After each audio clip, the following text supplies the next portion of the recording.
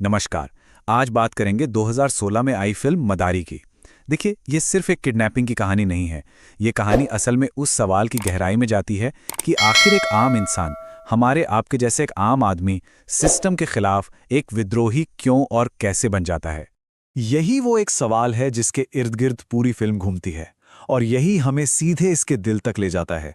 मतलब वो कौन सी एक आखिरी हद होती है, वो कौन सी वजह होती है जो किसी आम इंसान को इतना बड़ा, इतना खतरनाक कदम उठाने पर मजबूर कर देती है। तो चलिए देखते हैं कि इस कहानी की परतें कैसे खुलती हैं। सबसे पहले हम उस चौंका देने वाले अपराध की बात करेंगे जो पूरी कहानी की शुरुआत करता है। फिर हम उस पिता के दर्द को समझेंगे जो इस विद्रोह की असली वजह है। इसके बाद उसके मास्टर प्लान पर नजर डालेंगे और आखिर में फिल्म हमें जो एक गहरा मैसेज देती है उस पर बात करेंगे। तो कहानी का पहला हिस्सा एक ऐसा क्राइम जो पूरे देश को सचमुच हिलाकर रख देता है। एक हाई प्रोफाइल किडनैपिंग जो सीधे सिस्टम की सबसे ऊंची कुर्सी तक को चुनौती दे देती है। कहानी शुरू होती है एक धमाके के साथ। किडनैप कौन हुआ है? भारत के होम मिनिस्टर का इकलौता बेटा रोहन। जाहिर है हड़कंप मच जाता है।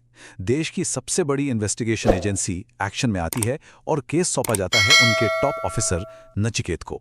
सरकार की पूरी कोशिश होती है कि मीडिया को कंट्रोल किया जाए, खबर बाहर न जाए, लेकिन एक टीवी चैनल, स्वतंत्र टीवी, इस पर लगाम नहीं लगने देता।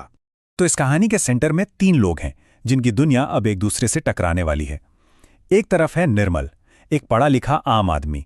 दूसरी तरफ रोहन, एक ताकतवर मंत्री का बेटा। और इन दोनों के बीच है नचिकेत, एक काबिल अफसर जिसे ये गुत्थी सुलझानी है। और यहीं पर कहानी एक बिल्कुल अलग मोड़ ले लेती है। किडनैपर को पैसा चाहिए ही नहीं, उसे तो जवाब चाहिए। ये बात साफ हो जाती है कि ये कोई मामूली अपहरण नहीं है। इसके पीछे एक बहुत गहरा, बहुत दर्दनाक राज छुपा हुआ है। तो अब आते हैं कहानी के दिल पर। ये समझते हैं कि निर्मल ने इतना बड़ा कदम उठाया क्यों, उसके इस काम के पीछे का मकसद क्या था। ये मकसद एक पिता के गहरे दर्द और एक नाकाम सिस्टम की कहानी है। निर्मल, उसकी पूरी की पूरी दुनिया बसती थी उसकी 7 साल के बेटे अप्पू में। वो सिर्फ उसका बेटा नहीं था, वो उसकी जिंदगी का सेंटर था, उसका सब कुछ था। और यही जो गहरा रिश्ता है, यही उस भयानक ट्रेजेडी की वजह बनता है जो निर्मल की जिंदगी को हमेशा के लिए बदल कर रख देती है। जरा उस दिन के बारे में सोचिए। एक बिल्कुल नॉर्मल सुबह, एक पिता अपने बेटे को स्कूल छोड़ता है और कुछ ही घंटों बाद खबर आती है कि शहर का एक पुल गिर गया है। निर्मल पागलों की तरह अस्पताल भागता है और रात होते होते उसे अपने बेटे की लाश तक नहीं मिलती। मिलता है तो सिर्फ उसका स्कूल बैग, पानी की बोतल और उसके जूते। उसकी दुनिया वहीं उसी पल खत्म हो जाती है।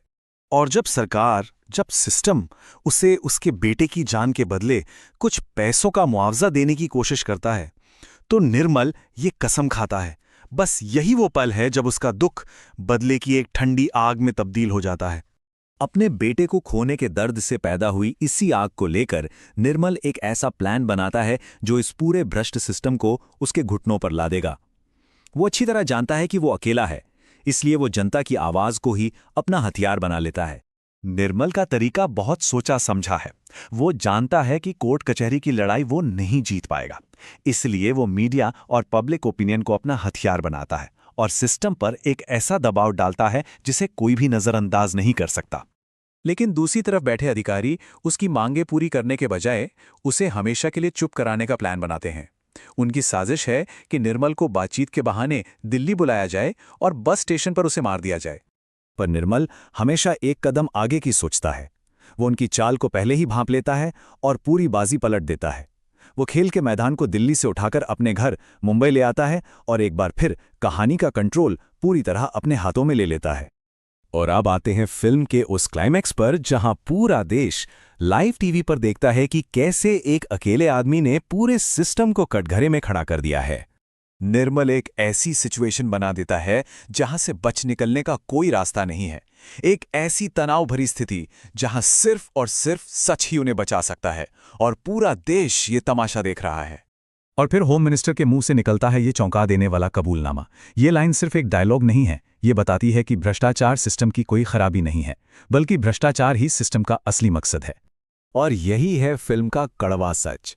जनता को दिखाया जाता है सेवा का सपना, वादा किया जाता है सेवा का, लेकिन पर्दे के पीछे की हकीकत क्या है कि ये सब एक धंधा है जहां सिर्फ ताकत और पैसे का खेल चलता है।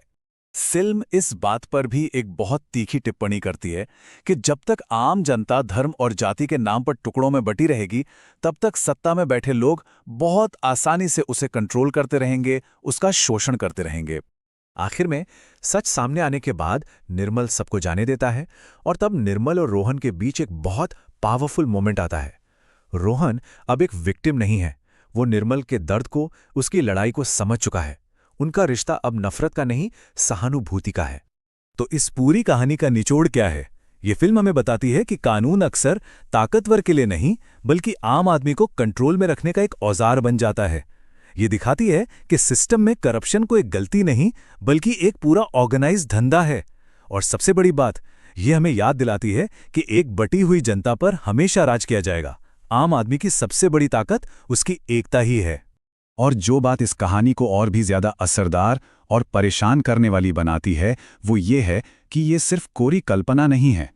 ये 2012 में मुंबई में हुए एक असली पुल हादसे की घटना से प्रेरित है। ये कनेक्शन फिल्म के मैसेज को और भी ज्यादा गंभीर बना देता है। और आखिर में हम आपको इसी एक सवाल के साथ छोड़कर जा रहे हैं। ये फिल्म का सबसे जरूरी सवाल है, जो आज भी उतना ही सच है, उतना ही रेलेवेंट है। क्या बटे रहकर कभी सिस्टम को बदला जा सकता है?